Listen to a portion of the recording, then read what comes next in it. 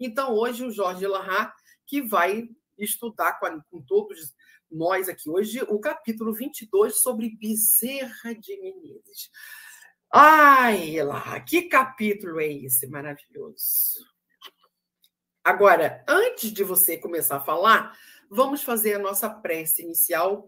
E hoje eu trouxe uma prece, obviamente, de Bezerra de Menezes, né? Justamente falando sobre o trabalho, né? Conforme diz a própria lição 22, glória a Deus nas alturas e paz na terra aos trabalhadores de boa vontade. Então, nada mais carinhoso do que a gente fazer essa homenagem a esse nosso grande benfeitor, como trazer uma prece dele, que está na obra Marcas do Caminho, na página 34, Prece por Trabalho. E Bezerra começa da seguinte forma: Senhor, auxilia-nos a servir para que aprendamos a amar segundo nos ensinaste. Nas horas tranquilas, induz-nos a trabalhar aproveitando os tesouros do tempo e nas horas de crise, conserva-nos em mais trabalho a fim de não perdê-los. Se erramos, faz-nos trabalhar na própria corrigenda e sempre que acertarmos no dever a cumprir, acrescenta-nos o trabalho para sermos mais úteis. Senhor, ajuda-nos a compreender que o trabalho afasta a necessidade, imunizando-nos contra o mal e auxiliando-nos a lembrar que unicamente aqueles que aprendem a servir é que conseguem vencer. Quer dizer, uma linda prece exaltando a importância do trabalho. Do servir. E o servir. E é o que nos traz esse capítulo de hoje, né? Demonstra muito esse servir, né, Elahá? Antes da gente começar nossa conversa de hoje, queria só destacar que o ano que Bezerra nasceu é 1831, que é o último ano de Dom Pedro no Brasil. Então, no momento que está se encerrando uma fase, que é do primeiro reinado, está abrindo uma maioridade do Brasil em outro sentido. Mas o que eu queria destacar é o seguinte: essa semana, analisando algumas coisas, até de um assunto que já passou, mas só para não deixar esse assunto para trás, sobre Leopoldina, que a gente sempre comenta, fala tanto. Eu, outro dia, mexendo, lendo, analisando, eu fui me dar conta de uma coisa que eu queria que a Cris estivesse aqui para falar isso para ela. É que o nome dela é Maria Leopoldina. O que uma austríaca faz com Maria no nome? Por que essa moça pegou o nome de Maria? Por que não deram o nome para ela de Leopoldina? Leopoldina. Leopoldina, ué. Maria Leopoldina. Assim, até essa questão parece que também foi trabalhada dentro dela para o nome que ela teria.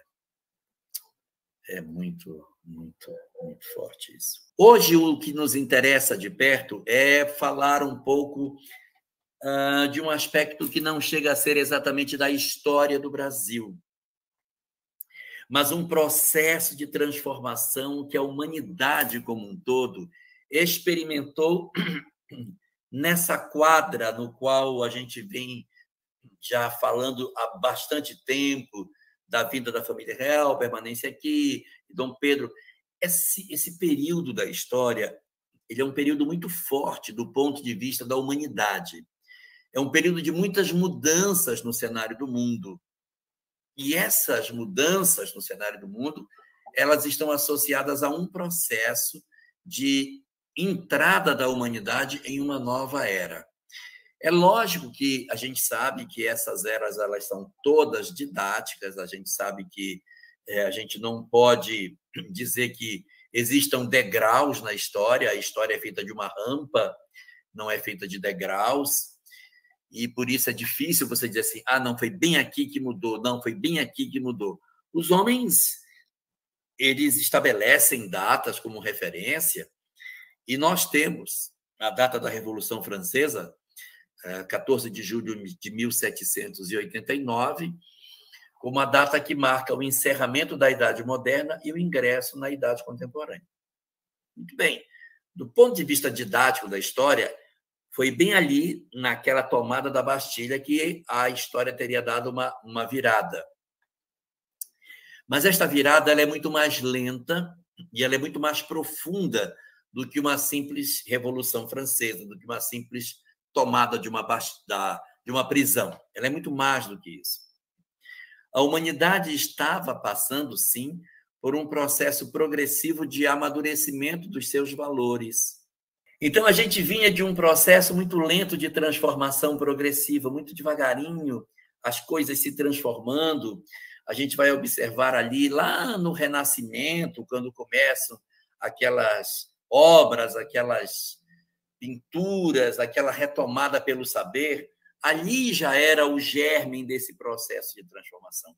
Ali já era a ação do mundo espiritual, deixando, de certa forma, uma parte da história em que se permitiu com que a ignorância, a intolerância, a violência e todos esses processos dominassem a humanidade, e aí o Cristo diz, não, a partir de agora eu vou impor um ritmo, porque a gente precisa preparar o mundo para a transição. Então, é como se fosse mais ou menos assim. Grosso modo, nós temos a visita de Jesus ao planeta, que impulsiona o amor, e nós vemos coisas incríveis, e uma revoada de espíritos maravilhosos ingressam no planeta. As almas que tinham vindo migradas para a Terra e que não tinham despertado, despertam nessa época. Então, depois desse banho de luz dos primeiros cristãos e do despertamento que acontece, ocorre na humanidade um marasmo. O período da Idade Média é um período marcado por muita lentidão tecnológica. Você pegar as roupas na Idade Média, elas são praticamente as mesmas. Atravessam-se os séculos e os engenhos, a forma de se organizar os povos, é tudo muito lento, não existe muito desenvolvimento do ponto de vista científico. E a religião fica entregue a um processo muito forte de intolerância, de mediocridade, que é típico do quê?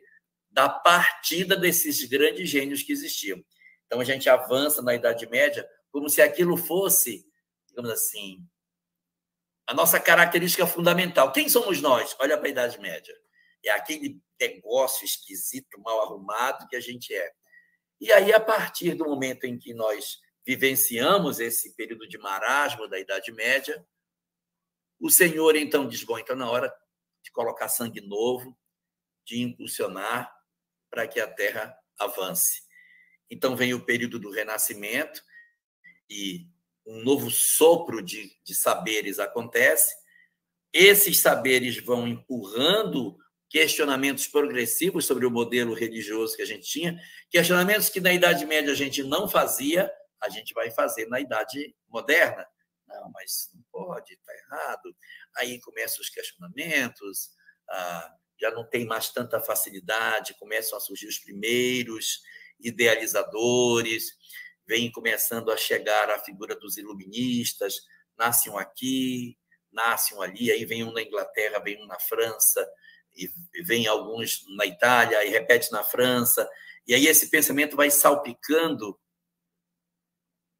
vai provocando um processo de melhoria progressiva da nossa sociedade. O Antônio Carlos está fazendo uma pergunta aqui, eu acho que seria bom colocar, né?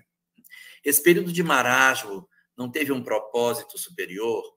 A humanidade não estava despreparada para uma evolução? Antônio Carlos, na verdade, é como se fosse assim, ela é o resultado do que somos. Então, houve o período clássico, o Cristo vem, chacoalha, aí um monte de gente vai embora, o que fica é o que é. Então, ficou realmente aquele pessoal como se, de repente, os melhores alunos tivessem sido aprovados, que eram só os repetentes. Então, ficou uma classe morna, que não inventava, não criava. Você pode ver as vestimentas do homem do século IX, é igual a vestimenta do século XV. Tem alguma engenhosidade, ideias. Os séculos passam de maneira muito lenta por conta da vigilância que a religião fazia nas questões da ciência, da filosofia. As perseguições acabavam promovendo isso. Eu não vou dizer que esse marasmo era um propósito superior, mas ela foi resultado do despertamento de muitas almas que saíram, aí ficou esse pessoal. Bom, agora, muito bem, vamos começar a fazer a mudança que a gente precisa trabalhar. Então, o que vai acontecer? O pessoal do mundo espiritual começa a encarnar progressivamente, trazendo novos saberes. Você vai ver que é como se fosse uma ligada de chave.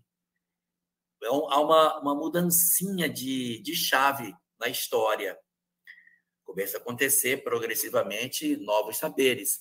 E precisava de um mundo novo para isso, que é quando acontecem as descobertas, para dar um alento nesse mundo velho, cansado, com as mesmas ideias, os mesmos pensamentos. Então, a descoberta da América, para impulsionar para um local novo, o sonho de um lugar diferente. Então, tudo isso está fazendo parte de um mesmo plano. Quando esses iluministas eles vão levando os seus pensamentos, os seus questionamentos, a humanidade começa a parar e dizer, não, realmente pode ser que não seja verdade isso que estou falando. Pode ser que isso não seja exatamente como a gente pensa que seja.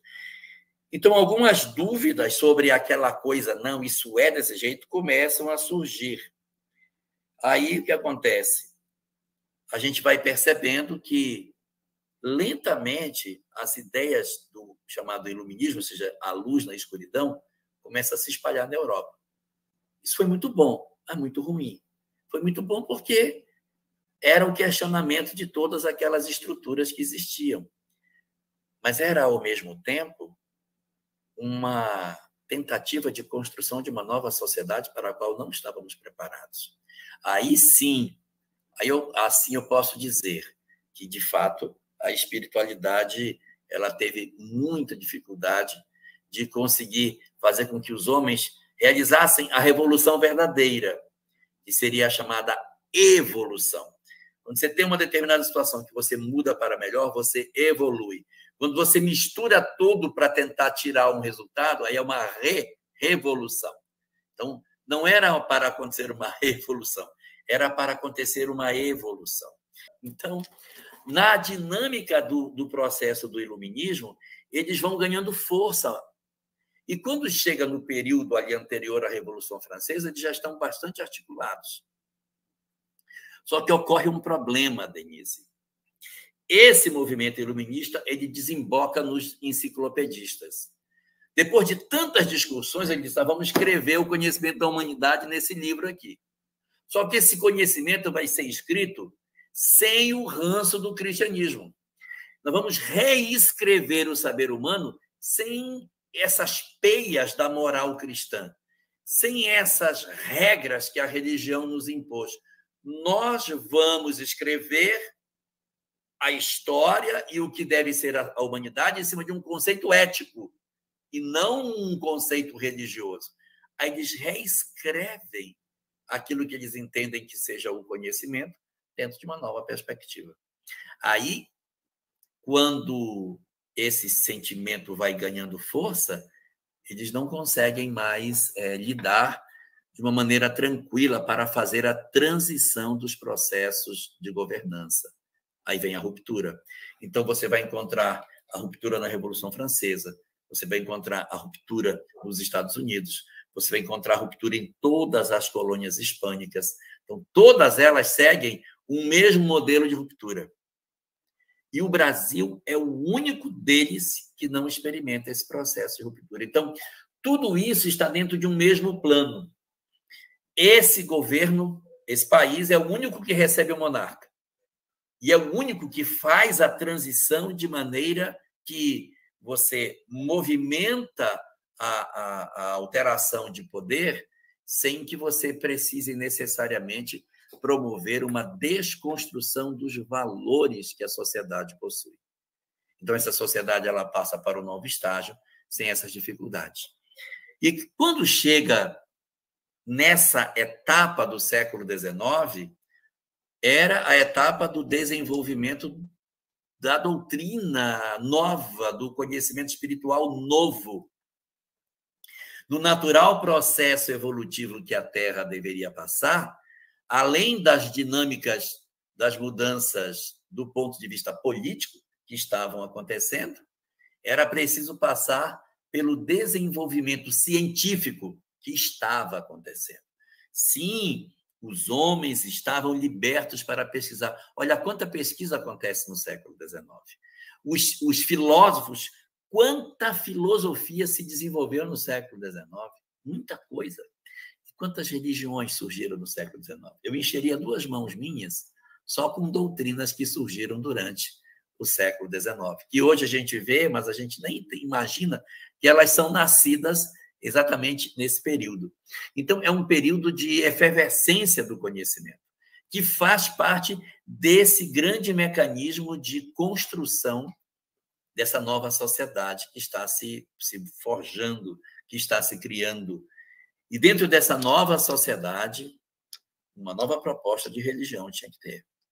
Porque o modelo de religião anterior ele não servia mais, ele já tinha sido questionado. O século XVIII já tinha sido um século exatamente de questionamento. Não, essa religião não serve. E, ao mesmo tempo, a gente tinha feito muita bobagem. Tinha perseguido, matado, colocado pessoas na fogueira. A religião não tinha se comportado bem. Então, a ciência e a filosofia colocaram a religião de castigo.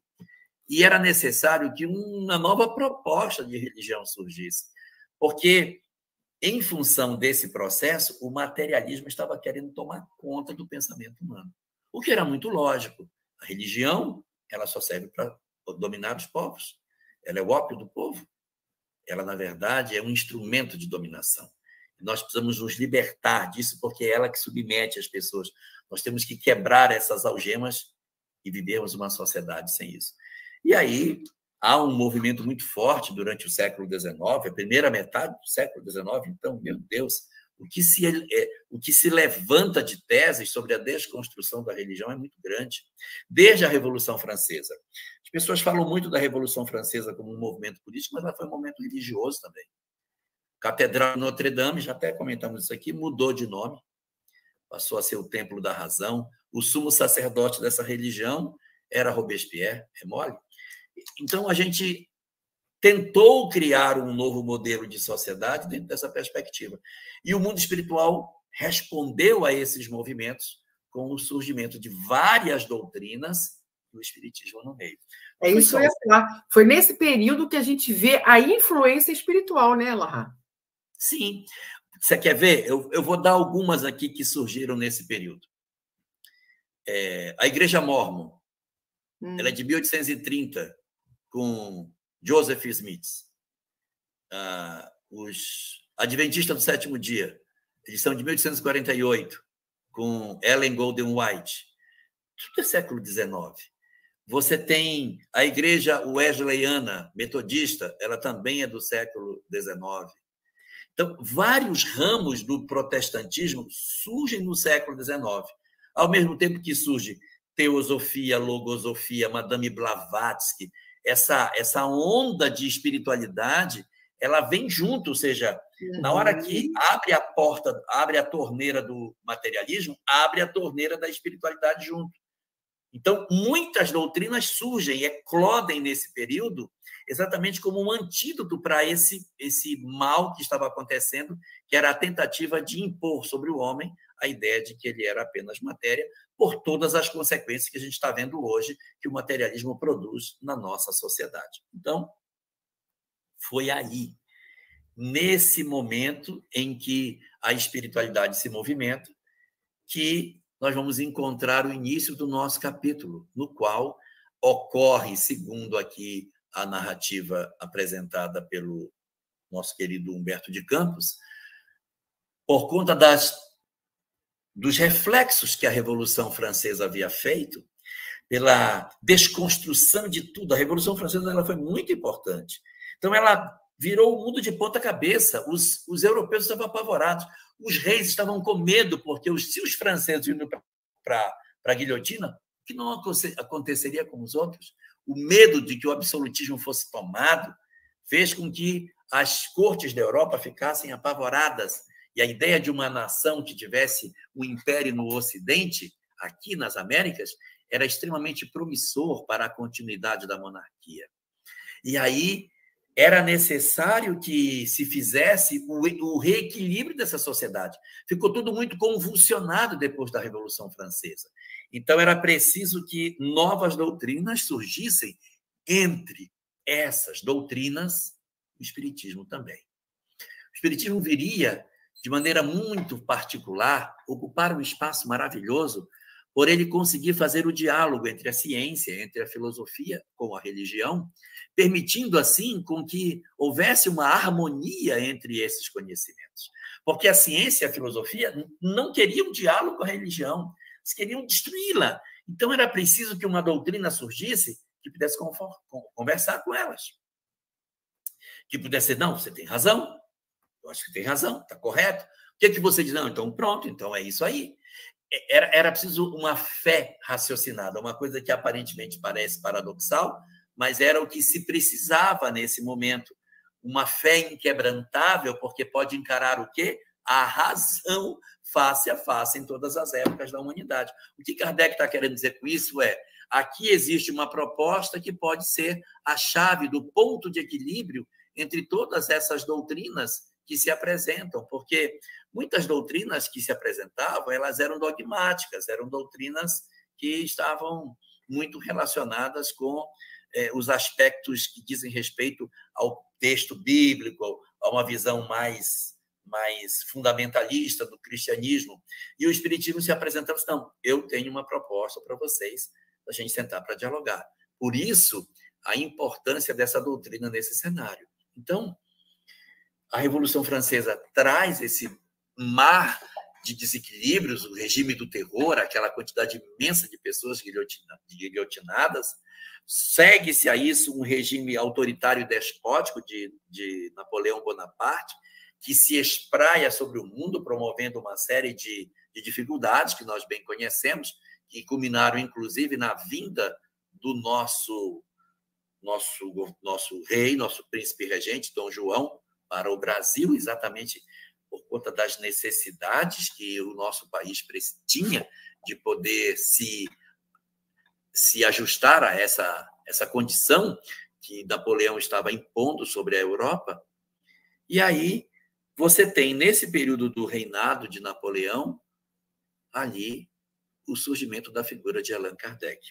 Então, veja só. E o interessante desse capítulo é o que vem antes do nascimento de Allan Kardec, que há, no mundo espiritual, uma assembleia onde o próprio Jesus é que designa os missionários que vão, então, reencarnar justamente nesse período, né, Elahá? Aí é que eu achei lindo, é essa assembleia que antecede o nascimento de Allan Kardec. Exato. Existe um texto do Irmão X, que é o mesmo Humberto de Campos, chamado Napoleão e Kardec. Eu acho que ele está no livro Cartas e Crônicas, que fala os detalhes dessa reunião, que aconteceu no mundo espiritual, e aí você vê todos os personagens que estavam ali, antigas autoridades da história, os Césares, os grandes conquistadores, os grandes mestres da religião. Então, é um cortejo de celebridades aonde ocorre essa cerimônia maravilhosa e o Bonaparte é chamado nessa reunião para dizer a ele que era sob o governo dele que a França teria a oportunidade de receber o renascimento. Aí lá no texto define Kardec assim: um dos mais lúcidos entre as entidades que estavam ali presentes. Aí Kardec se apresenta e ali é apresentado Napoleão a Kardec, e Napoleão, nessa reunião, ele se compromete de oferecer as condições todas necessárias para que aquela doutrina pudesse vingar sobre a Terra. Só que isso aí ainda é no nascimento de Kardec, não é no nascimento do Espiritismo, mas é no nascimento de Kardec, ele garantindo a condição para que ela acontecesse. E é essa assembleia, né, que você fala, onde geralmente, quando fala de Jesus como o governador planetário, se costuma utilizar o codinome para Jesus de o Cordeiro. O Cordeiro, Então, é o que ele fala aqui. Quando foi presidida pelo coração misericordioso e augusto do Cordeiro. Então, quando fala assim, o Cordeiro, nós estamos falando o governador planetário. Porque, como é que eu vou dizer?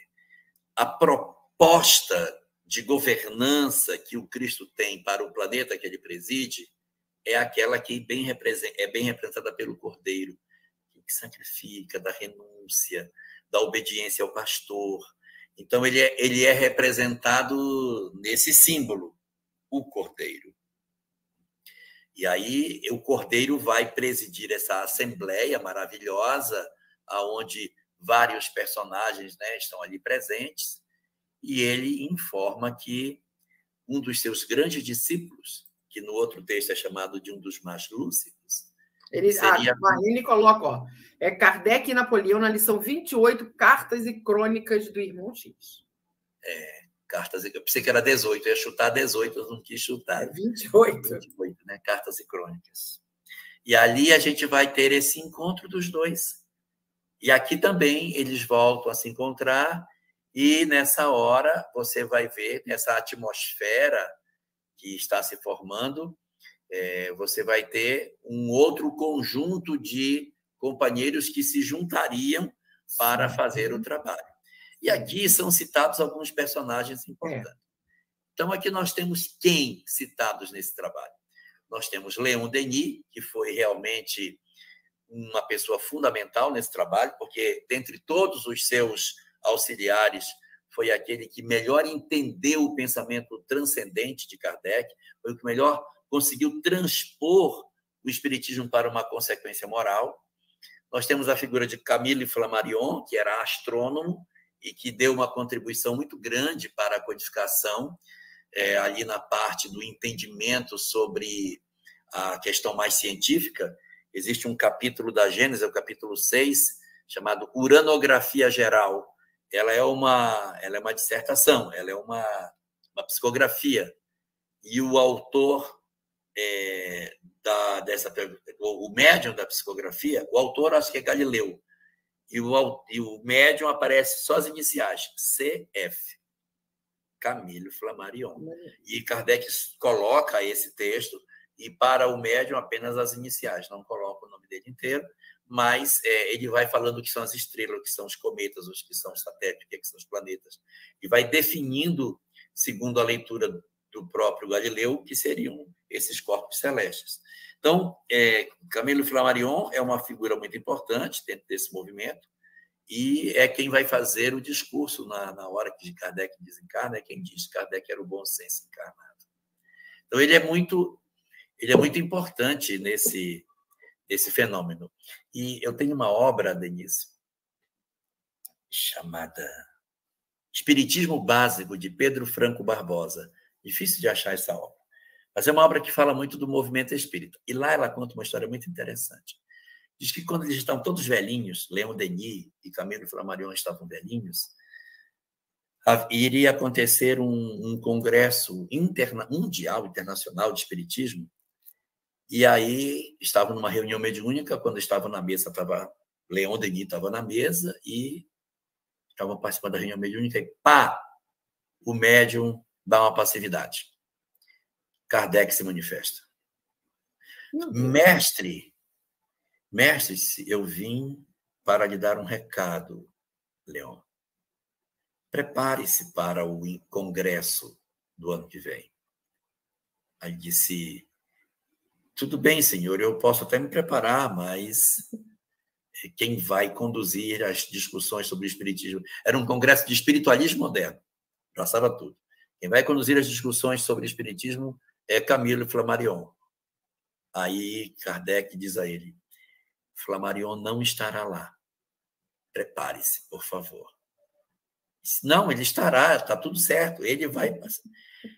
Camille Flammarion não estará lá. Prepare-se para o Congresso.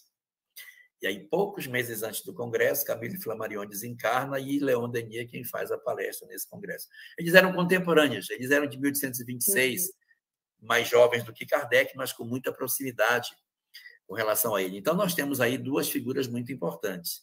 Leon Denis, temos a figura de Camille Flammarion. Temos um terceiro personagem aí citado, que é Gabriel Delany, que o pai dele era amigo particular de Kardec, e Camille Flammarion era mais jovem. E aos 18 anos é que ele é apresentado também, como Leon Denis, para a doutrina espírita, fica fascinado, e tinha em Kardec uma referência de conhecimento, de sabedoria, de bom senso, de tudo.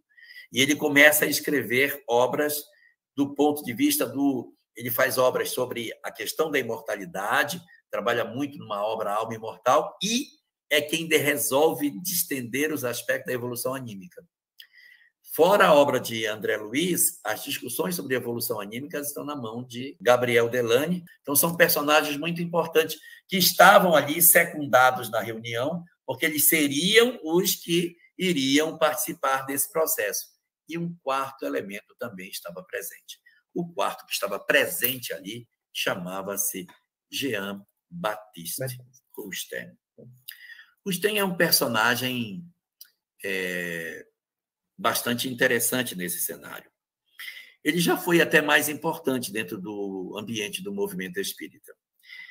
Ele foi um advogado que viveu a época de Kardec também e que, tornando-se espírita, assim como Camille Flammarion, assim como Denis, assim como Gabriel Delany, como Gustave Gelley, como tantos outros daquele período, também escreveu as suas obras. Charles Richet, todos escreveram. Ele escreveu também. Mas o que o Jean-Baptiste Cousteau fez? Ele resolveu escrever uma obra que ele intitulou chamar Os Quatro Evangelhos. Não é porque fossem 4 tomos, é porque ele resolveu discutir os 4 evangelhos. Mas como foi que ele fez? A técnica foi a seguinte: ele resolveu pegar uma médium e, através dessa médium, investigar, através dela, consultando os próprios autores dos livros, o que eles quiseram dizer. Chama Marcos aí. Marcos, é o seguinte, aqui nessa passagem. Você colocou essa questão. O que você quis dizer com esse ponto que você colocou aqui? Aí o evangelista Marcos vai e apresenta sua posição. Então, ele foi trabalhando o seu conteúdo dessa maneira. E, do ponto de vista kardeciano, ele colide com um ponto fundamental do método de Kardec, que é a universalidade dos ensinos dos espíritos. O único instrumento que Kardec conseguiu trabalhar como sendo o método espírita está na introdução do Evangelho segundo o Espiritismo, que é o quê? A possibilidade de você, ouvindo vários grupos, e em vários grupos, vários médiuns, observar se as comunicações são convergentes, para você tomar isso como verdadeiro. As palavras podem não ser as mesmas, mas pelo menos o fundo tem que convergir. Ele não usou esse método, ele pegou um médium só e usou um médium. E ele, então, em cima disso, construiu um texto. Esse texto dele é um texto que ele traz algumas questões que são muito comentadas. A primeira delas é que Cousteau vai apresentar para nós uma percepção onde ele diz que Jesus não teria sido uma pessoa física, não era um encarnado. Jesus era um agênere. Ele nunca foi encarnado, ele era um espírito que se materializava e se desmaterializava. Então, com isso, ele justifica Jesus aparecer após a crucificação, o corpo dele ter sumido. Então, assim, por que o corpo dele sumiu? Por que ele aparecia após a crucificação? Porque ele era um agênere, ele aparecia aqui, aparecia ali.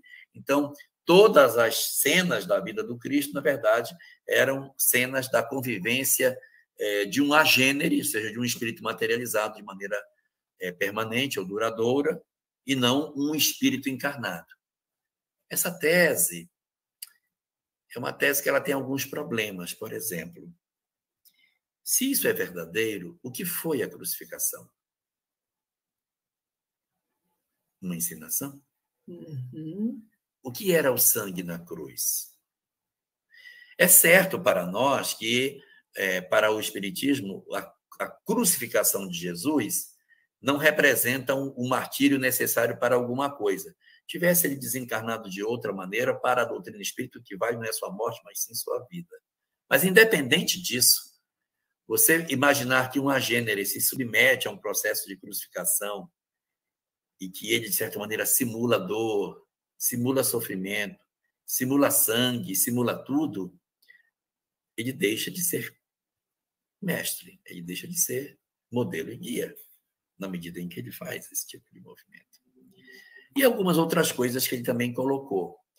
Ele criou dentro da lógica que ele trabalhou a ideia de que o espírito, quando ele fica muito, muito, muito rebelde, mas muito rebelde, então ele sofre um processo de desconstrução. E ele volta como se fosse a não vou dizer que seja o princípio, porque ele volta a um animal chamado Criptógamos carnudos. Criptógamos carnudos. É uma espécie de um vermezinho, né? Que a gente volta a ser caso a gente desobedeça a lei de maneira muito intensa. Então, o pensamento de Rustem acabou sendo muito, muito questionado depois de um certo tempo. Houve um período, até a primeira metade do século XX, ele ainda era muito mais presente dentro do movimento espírita. Mas na segunda metade do século XX, o próprio pensamento de Rustem começou a ser muito questionado e foi perdendo relevância. Hoje a gente praticamente não tem discussões sobre as obras dele. Mas ele estava presente, o que significa que ele era alguém relevante dentro desse processo. E, de certa maneira, como acontece com muitos de nós, a gente tropeça e não faz tudo o que deveria fazer. Mas ele estaria ali presente nessa grande reunião na qual nós observamos a presença do Cristo atuando nesse processo de apresentação de Kardec para aquele corpo de pessoas.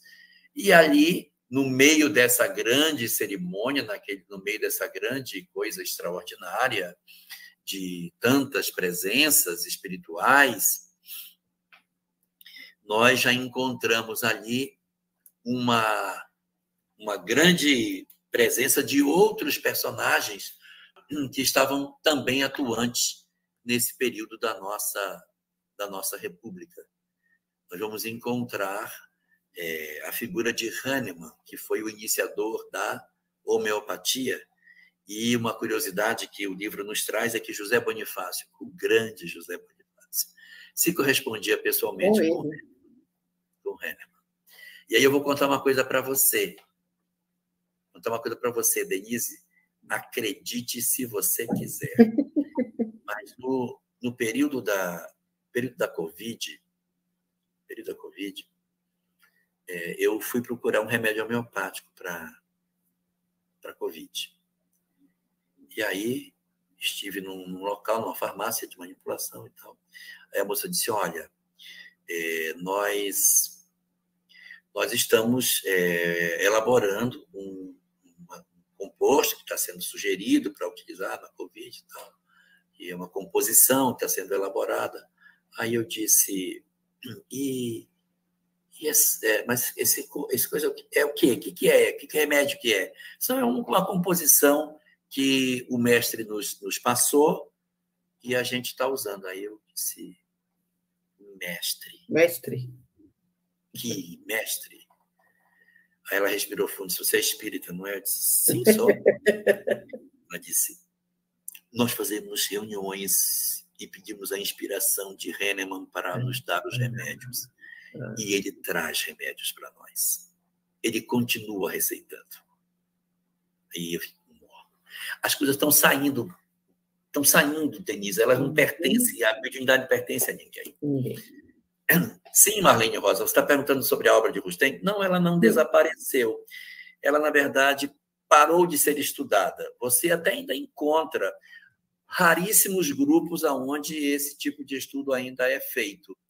Nós temos alguns lugares são poucos no Brasil, onde esses estudos ainda são realizados. É uma obra muito volumosa, são 1.300 páginas que ele traz, e Kardec fez alguns apontamentos sobre a obra dele, porque ela é de 1864. A codificação não estava nem concluída e ele fez uma obra, a parte de cima, como é que chama? Frontispício da obra, aquela coisa de cima, chama-se A Revelação da Revelação. Mas a revelação não estava pronta, era 1864, e ele já estava colocando a revelação da revelação. Ele poderia ter sido um grande colaborador com Kardec, mas isso não aconteceu. E acabou servindo a um propósito, porque sua obra continuou divulgando a ideia da imortalidade, a ideia da reencarnação, e todas essas questões, acabou sendo útil, não é? E hoje há uma diminuição bastante significativa de todas essas questões sobre a busca do pensamento de Rustem. E existe um ponto, já estamos falando de Bezerra, vou aproveitar para falar. As obras de Rustem foram editadas no período de que Bezerra era... Quando Bezerra foi presidente, foi quando as obras de Rustem passaram a ser editadas pela FEB. E muitas pessoas questionam, mas por que ele fez isso? É porque, naquela época, o movimento espírita estava extremamente dividido entre os que achavam que a obra de Rustem era válida e outros que não. Se ele dissesse não, ele teria rachado o movimento. Então, o que ele fez? Ele disse, vamos editar e vamos deixar que o tempo se encarregue de fazer a própria seleção. Então, a benefício de uma não ruptura do movimento, ele toma decisões. Cadê a obra de Kardec? Edita. Cadê a obra de Rustem? Edita. Pronto, gente.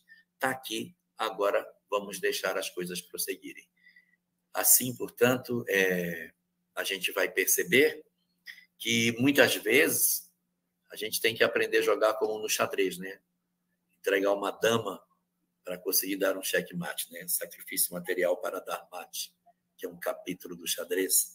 E aí ele, de repente, na expectativa de poder auxiliar nesse sentido, ele toma a decisão de editar as duas obras, no período que ele foi presidente. Isso é 1895 a 1890, lá na frente. A gente vai conversar melhor na live da próxima quinzena, quando a gente for trabalhar sobre a história do movimento espírita. Então, essa reunião acontece, esse processo de desenvolvimento do movimento se dá, e nessa reunião específica, com essa quantidade grande de indivíduos ali que estão participando, Ismael vai tomar da palavra para apresentar as suas falas e apresentar uma coisa que eu achei muito bonito no capítulo, quando ele diz que os próximos 100 anos iriam desenhar os outros 100. Você viu isso, Denise, no texto? Sim, vi. Então, faz as contas. Bom, isso foi 1818, né? Não, mas é 1831 que ele vai nascer, né? Ah, sim, o Bezerra em 31, né? Com 100... 1800. 1931. 1931. 1932, Parnaso de Além-Túmulo. Ó. Aí, próprio... 1900... E esse aqui? E esse? Esse aqui também foi, né?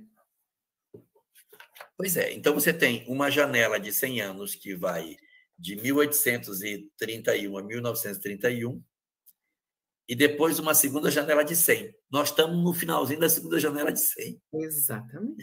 Então, o que foi preparado ali era para ser o lastro espiritual dos 200 anos que se seguiriam.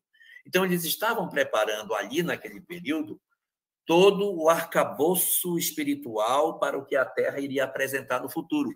E ele comenta sobre as guerras. Essa obra é de 1938. A Segunda Guerra Mundial ainda não havia sido deflagrada. Nós não tínhamos vivido os horrores da Segunda Guerra. E ele diz, o século XX será marcado por guerras, violências e um grave processo de destruição. Essa destruição não é somente a destruição da guerra, mas é a destruição do meio ambiente que a gente fez. Olha o que a gente produziu de desgraça na Terra nesses últimos 100 anos. Nossas fábricas, o plástico. Não existia plástico Não existia, a gente inventou esse treco e hoje nossos mares, nossos lagos, está tudo cheio, poluição terrível, que tem uma dificuldade enorme de se decompor. Quer dizer, nós iríamos sim enfrentar um processo de destruição, de guerras, de violência muito feroz durante esses anos que viriam. E ele destaca todas essas coisas no texto que a gente tem a oportunidade de ver. Então, ele vai destacar exatamente essa presença da necessidade do espiritual nesses anos, porque o velho mundo já não teria mais condição de oferecer. O velho mundo estava cansado com as guerras, as cruzadas, a Inquisição, a descrença, uma série de violências. Então, um sopro novo aparecia numa terra que não viu Inquisição, não viu cruzada, não teve tantas batalhas. Então, era um local como que se fosse realmente ainda não marcado por esses processos e que serviria de maneira bastante interessante para a implantação de uma nova ideologia, para a implantação de um cristianismo muito mais voltado para o amor do que um cristianismo relacionado com os aspectos da intolerância que são tão comuns na história da Europa. E é exatamente o que diz aqui, que é na pátria do Evangelho que vamos dar vida, né, a essa lei natural, aplicando na edificação dos monumentos triunfais do Salvador. Olha que coisa linda. É justamente aqui, né, lá. E ele diz assim, no meio dessa assembleia de tantas perspectivas, porque, veja, isso tudo está fazendo parte de um grande plano. Uhum. Um plano que lá na Idade Média começou no Renascimento, mexeu pelos iluministas, chegou nos enciclopedistas, alcançou o período da Revolução Francesa, deu aquele soluço ali na Revolução Francesa, uma desconstrução das coisas, que a espiritualidade aproveitou para fazer um impulsionamento no progresso da humanidade, em que pese os equívocos, e era preciso agora avançar no século XIX com o plano. Qual era o plano? O plano era oferecer à humanidade uma revisão dos conceitos dos propósitos de vida para que o materialismo não tomasse conta do pensamento humano.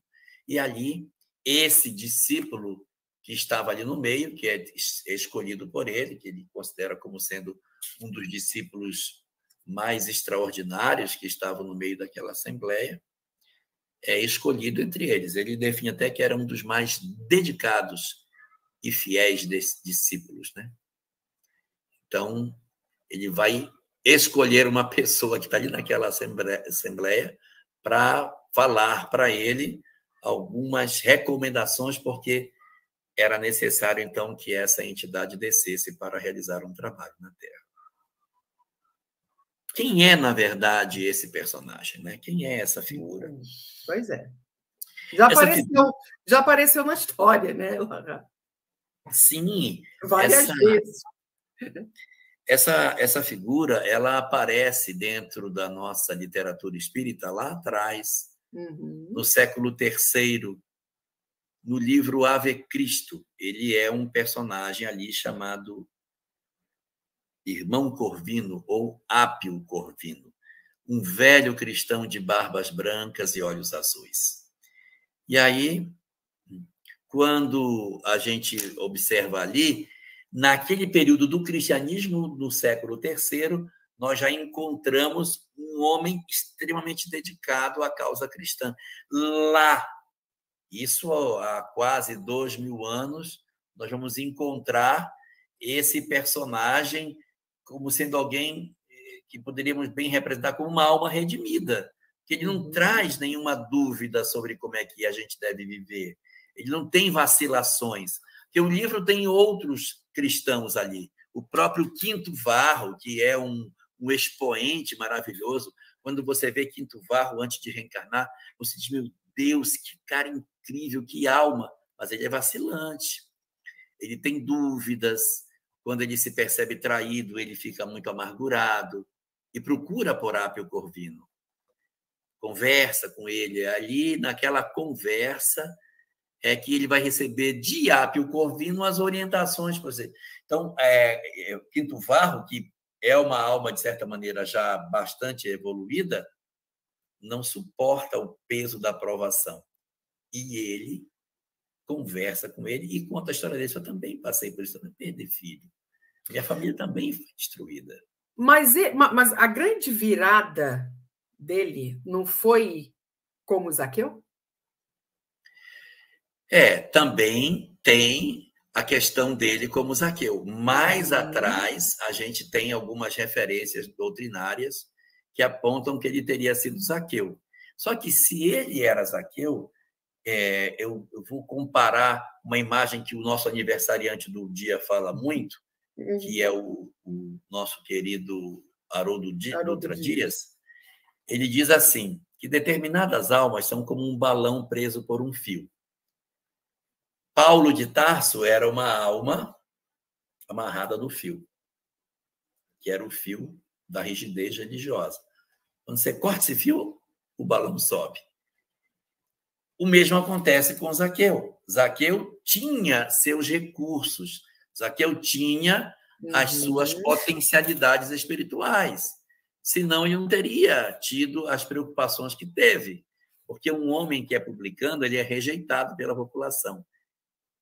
E nunca se meteria no meio do povo. Por que se meteu? Porque o lógico dos publicanos era viverem recolhidos. Eles eram odiados pelo povo judeu. Mas Zaqueu sofreu muito com isso, né? Porque ele era justamente assim, né? E ele era líder. Ele e a família dele também foram rejeitados, né? Muito, ele sofre muito. Aí ele sobe na árvore e o Cristo chama para jantar com ele. Ele conversa, ninguém sabe o que eles conversaram. Quando ele sai, diz assim, olha, eu vou mudar minha vida. A partir de hoje, tudo que eu peguei, eu vou pagar em quádruplo. Sim. Tudo que eu peguei de alguém, para ele devolver em 4 vezes, é porque ele deveria ter feito muita coisa esquisita. Muita coisa esquisita. E ele resolve devolver 4 vezes tudo que ele pegou de todas as pessoas.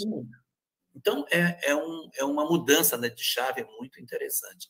Quando você o alcança já 300 anos depois, na obra Ave Cristo, ele já é um dedicadíssimo cristão, que, inclusive, se sacrifica.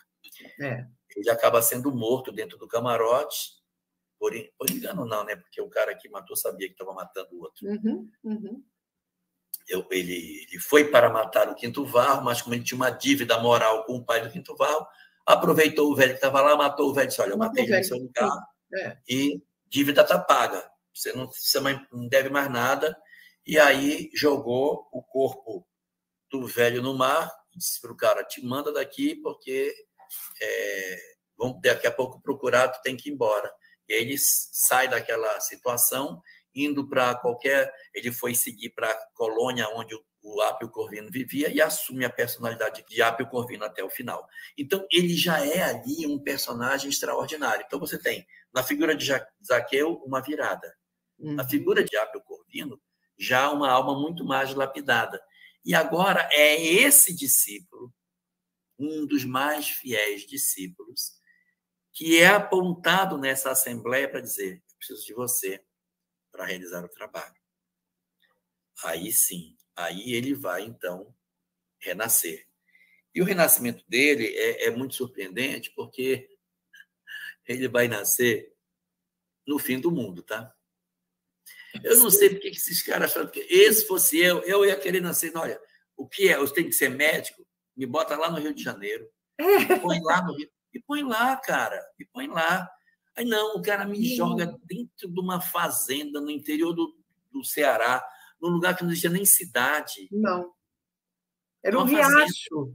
É um lugar chamado Riacho do Sangue, quer dizer... Riacho do Sangue. Isso é por quê? Porque ali matavam muita gente. Negócio de conflito de terra, eles matavam. De terra. Né? Só se resolvia a bala, né?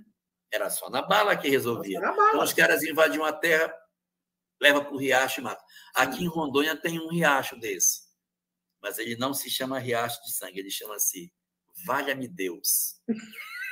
Não, eu não estou brincando, é verdade, é Valha-me Deus, porque as pessoas invadiam as terras e os jagunços levavam as pessoas para dentro do igarapé e matavam as pessoas ali dentro. E elas gritavam, Valha-me Deus, Valha-me Deus.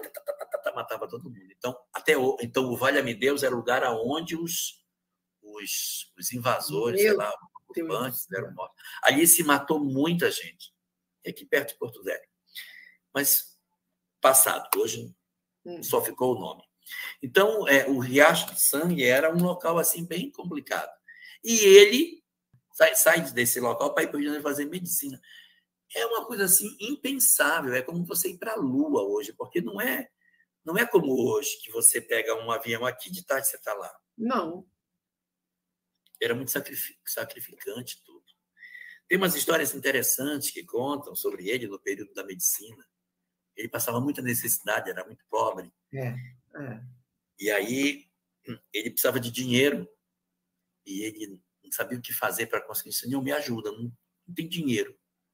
Aí, quando foi um dia, o cara bateu na porta da casa dele, pedindo aula particular de matemática. O que um médico vai dar aula particular de matemática?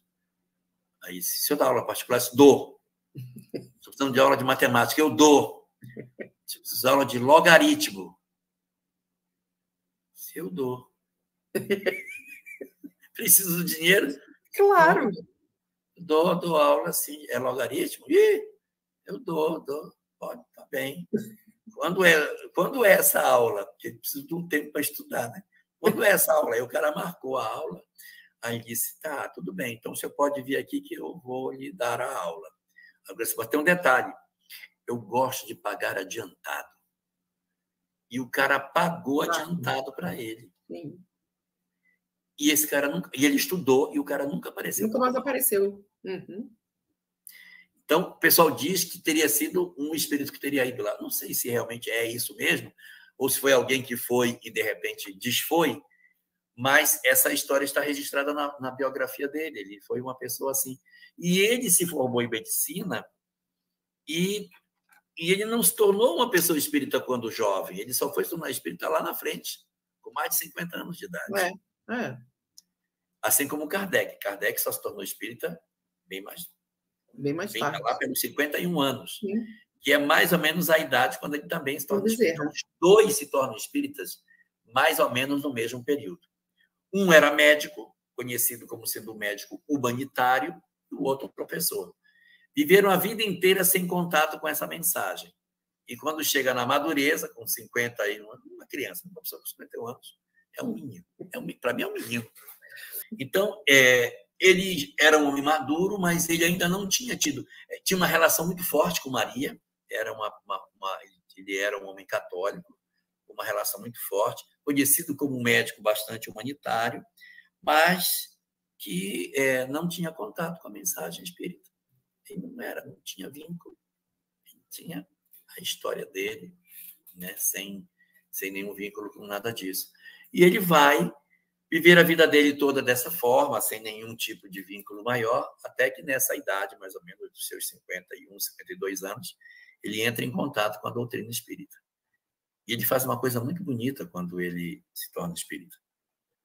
E dá uma declaração formal para a sociedade. Que é uma coisa que a gente não costuma fazer, né? Mas ele, na condição de médico, ele faz uma declaração para a sociedade do Rio de Janeiro e que ele, a partir daquele momento, passava a adotar como fé, como crença, os princípios espíritas. Isso numa época em que praticamente nada existia. Ninguém nem sabia o que era, uma coisa completamente incipiente, nem centro espírita existia, não tinha praticamente nada.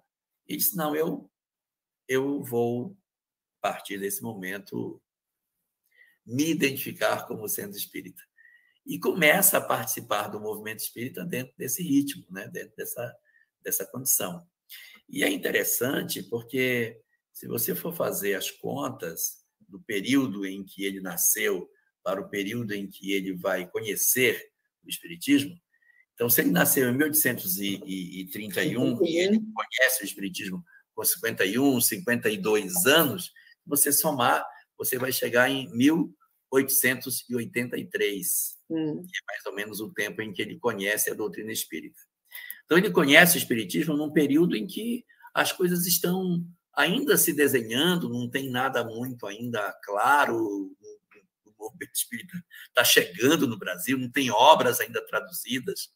tem que ler no francês o pouco que se consegue. Chegar uma obra na mão de alguém é um sacrifício, que a tiragem é muito difícil. O processo de produção de livro é todo artesanal, tem que costurar. Produzir um livro é caro. Então, é nesse período assim de parqueza de tudo que ele se apresenta como espírita.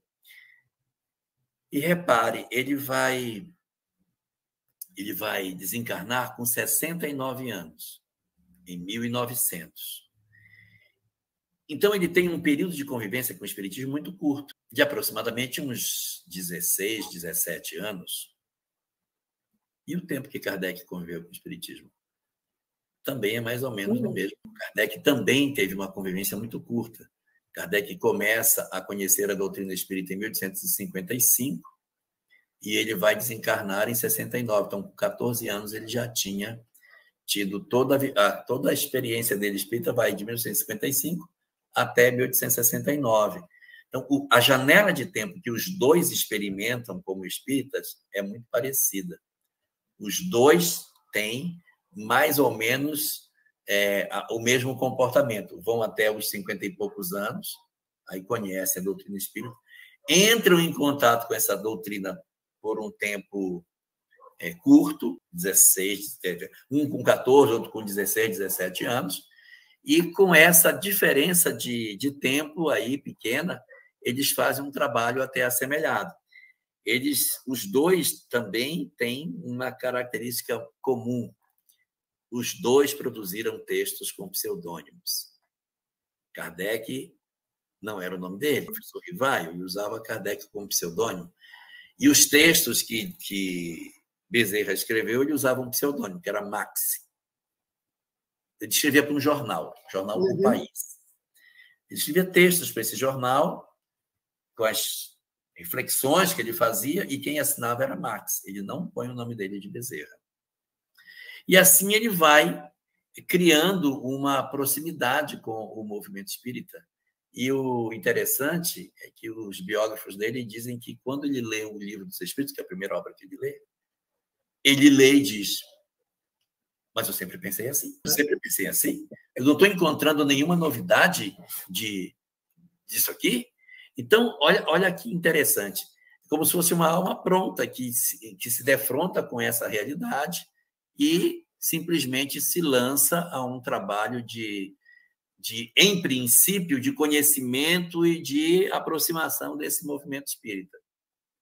Quando ele entra nesse movimento, é lógico que ele está entrando no movimento, ele não tem, logicamente, a ideia de ser ninguém importante. Ele é apenas um médico que está conhecendo a doutrina espírita. Mas ele vai se tornar uma pessoa muito importante para o movimento. Ele vai ter uma importância extraordinária.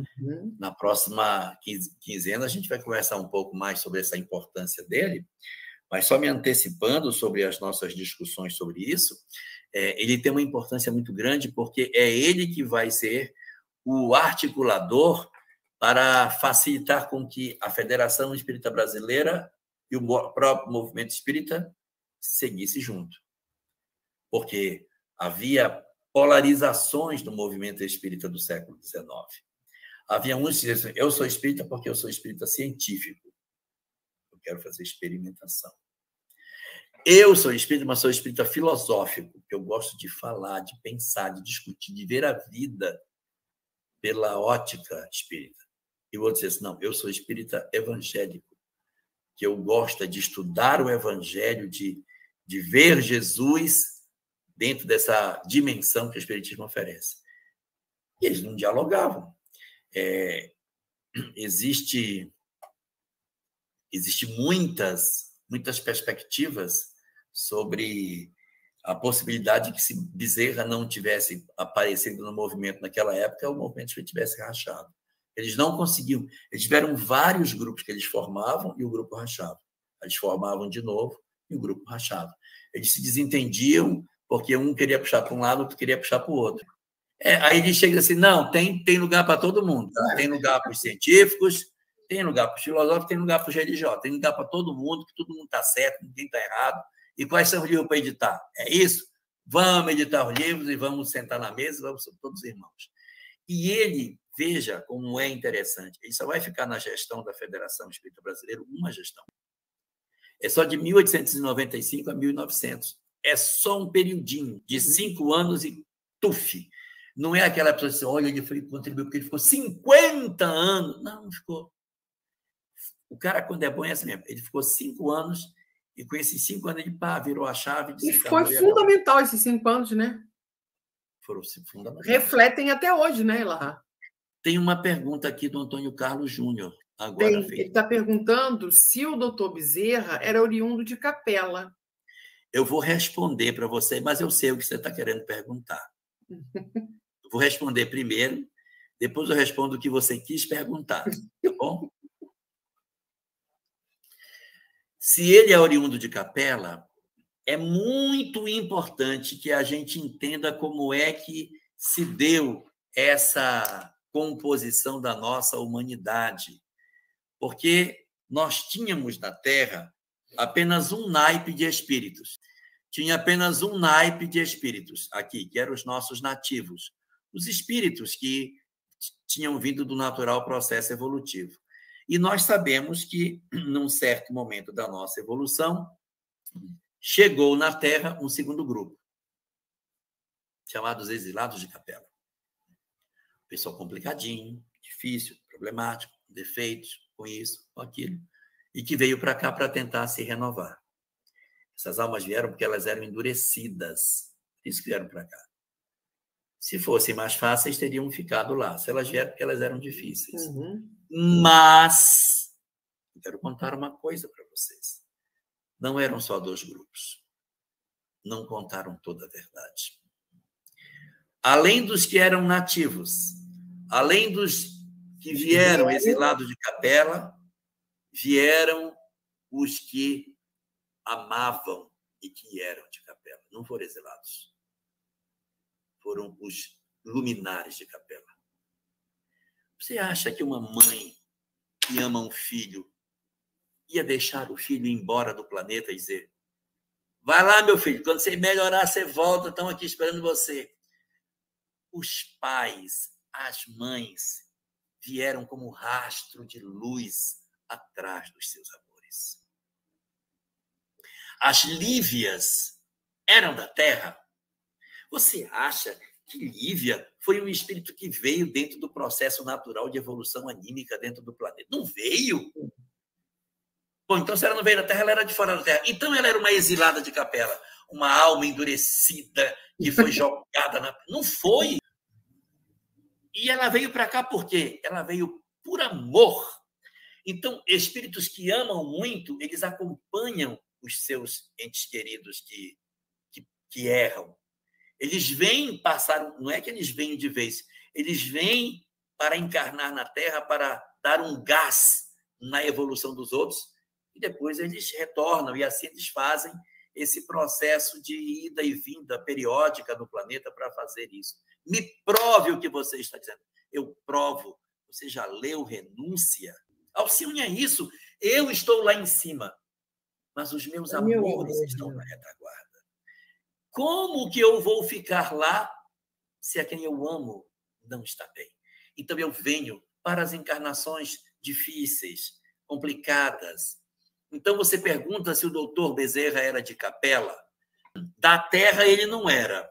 Se ele era de Capela, eu não sei, porque as migrações não vêm de um lugar só. Poderiam ter vindo de outros lugares. Eu posso dizer que ele era um espírito que veio de outro lugar para se integrar à comunidade terrena e que já tinha uma grande evolução quando aqui chegou. Mas ele foi Zaqueu e ele fez bobagem. Mas é assim mesmo. A carne tem um poder terrível de tirar de nós a lucidez. Sim. Então, nós muitas vezes tropeçamos porque somos espíritos encarnados. E quando a gente se desembaraça da carne, a gente consegue ter mais leveza de pensamento. Ele, encarnado, envolvido pelas questões que ainda diziam respeito a si mesmo, ainda se atrapalhou. Mas o toque do Cristo desabrocha a personalidade e ele avança.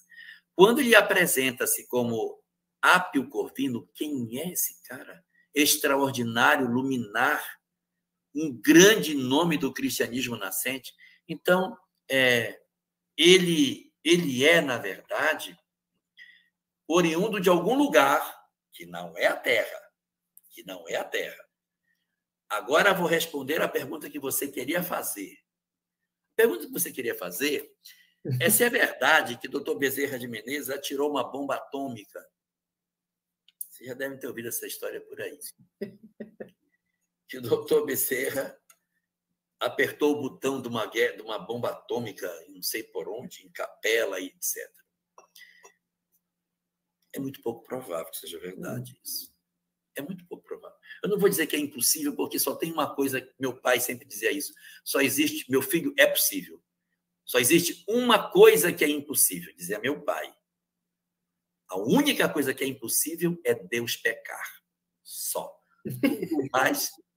Tudo mais pode. Então, é possível? Cara, impossível não é, mas não é provável que seja assim. É muito improvável que seja dessa forma. Não é? Então, acontece que nas nossas vidas, a gente, às vezes, ouve algumas coisas que são colocadas e a gente tem que passar pelo crivo da razão. Isso, que ele era um general que apertou um botão, não sei o quê. Essas histórias, eu me permito pegar e botar na geladeira. Vamos deixar isso aqui, até porque a história do Bezerra não muda a minha vida pessoal. Eu só mudo os exemplos que ele pode me dar, mas eu saber se ele era general 2 estrelas ou 3 estrelas, 4 estrelas, general de exército, 4 estrelas e tal, com certeza, ele tinha uma... Não quero saber. Então, existem certas coisas que a gente, às vezes, ouve e que a gente precisa dizer, preciso que isso passe pelo crivo da razão. Ainda que seja verdadeiro. Kardec dizia, melhor rejeitar 10 verdades do que aceitar uma mentira. Uma mentira. Então, assim, a gente vai ouvindo essas coisas, vai dizer, tá bom, vamos guardar e vamos guardar e vamos aguardar que isso realmente possa ser confirmado ou não. Na minha parca compreensão das coisas, não acredito que seja verdade. Acho que não faz muito sentido. Não acho que seja assim. Tem minhas dúvidas. Querido anjo Ismael, anjo tutelar desta terra extraordinária, que nos deste a honra de participar dela na condição de filho. Nossos corações reunidos suplicam ao teu amor que tu derrames essas tuas bênçãos incessantes, de maneira ainda mais intensa, de maneira desvelada, sobre o nosso país, pelos dias que se aproximam.